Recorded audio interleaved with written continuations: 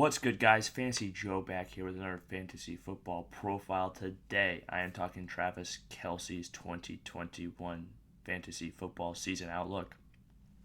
If you guys are new to the channel, make sure you hit that subscribe button. I have a ton of these fantasy football profiles out on a ton of different players. Check those out in the channel.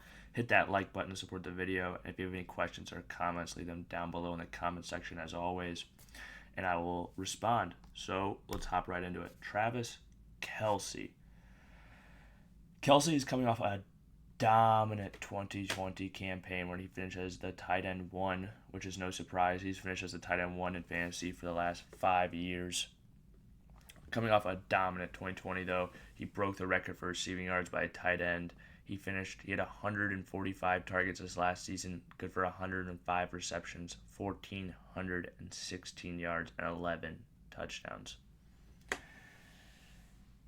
Yeah. Crazy season for him, but this isn't new. Let's go back to his 2018 season. Look at some of his reception numbers.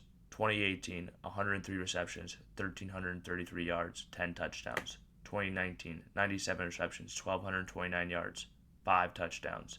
And then this last season, like I said, 105 receptions, 1,416 yards, 11 touchdowns. He has been getting close to 100 receptions the last 3 years, well over 1,200 yards each year. Travis Kelce is definitely worth a first-round pick. If Travis Kelce was a wide receiver last season, he would have finished as a wide receiver 4, about 5 points behind Stephon Diggs, ahead of Calvin Ridley, ahead of DeAndre Hopkins. But here's the thing. Travis Kelce is not a wide receiver. You get to play him in that tight end spot. That's why he is worth that first-round pick. Last year, he averaged 3.3 points per game, better than the number 2 tight end, who is Darren Waller, who caught over 100 passes. If Travis Kelce comes out and has another season like he did last year, which there's no inclination that he won't, Patrick Mahomes is back again. Sure, Tyreek Hill is back and he's going to take a bunch of targets, but Travis Kelce got more targets than anybody last year. I think his target share is pretty safe. They don't have a bunch of receiving options outside of those two, really, so I think he's going to get a ton of work, a ton of volume again, attached to a high-power offense that is going to give him the chance to score double-digit touchdowns once again. Travis Kelce's a bona fide number 1 pick for me. I'd take him ahead of Tyreek Hill. I'd take him ahead of Stephon Diggs.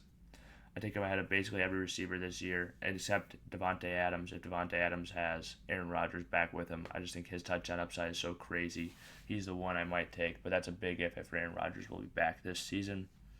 But like I said, I think Travis Kelce, I've got no problem taking him 7, 8, somewhere in that range in the first round. Kid's going to be a stud again. Has a really good chance of finishing for 6 consecutive years tight end 1. And even if he's not the tight end 1 exactly, if he has a good year, if he has a season similar to his last 3 seasons, there's no reason the guy can't continue to dominate, play at a high level. I have him projected for over 1,300. It says rushing, 1,300 receiving yards, and 10 total touchdowns this upcoming season.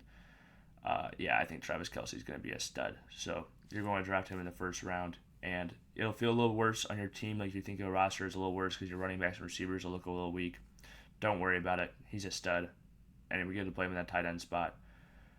It'll work out.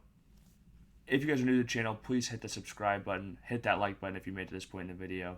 And if you have any questions or comments, leave them in the comment section down below, and I'll respond. This is Fantasy Joe. See you guys.